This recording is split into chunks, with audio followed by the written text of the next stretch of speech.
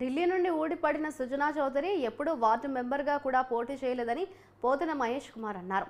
అవకాశాలు, కేసులను బట్టి సుజనా చౌదరి పార్టీలు మారిపోతాడని ఆయన అన్నారు. తనకు కూటమి నుండి టికెట్ వస్తుందని అందరూ అనుకున్నారని అన్నారు. విజయవాడలో ఆయన సమావేశం నిర్వహించారు. బ్యాంకులను కొల్లగొట్టిన సుజనా చౌదరి కోసం చంద్రబాబు, పవన్ కళ్యాణ్ నిలబడ్డారని విమర్శించారు. ఆత్మగౌరవం కోసమే సుజనా చౌదరిని వ్యతిరేకించానని అన్నారు. పవన్ కళ్యాణ్ తడిగుడ్డతో గొంతు కోస్తారని తెలిసిపోయిందని, అందుకే పార్టీ వీడానని అన్నారు.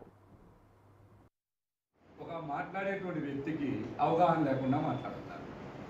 వారు non local, Sujana Chowdary garu non local, మేము లోకల్. ఆయన లోకల్ అయితే కనుక విజయవాడ వెస్ట్లో ఆయనది date of birth, Aadhaar card, caste certificate చూపించమన్నది. లోకలో నాన్ లోకలో తెలుస్తుంది. వీఆర్ పక్కా లోకల్.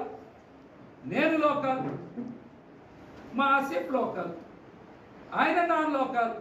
మా ఆధార్ కార్డులు ఇక్కడే ఉన్నాయి, మా డేట్ ఆఫ్ బర్త్ సర్టిఫికేట్లు ఇక్కడే ఉన్నాయి, ఆయన సర్టిఫికేట్లు ఎక్కడ ఉన్నాయో చూపించమని చెప్పండి.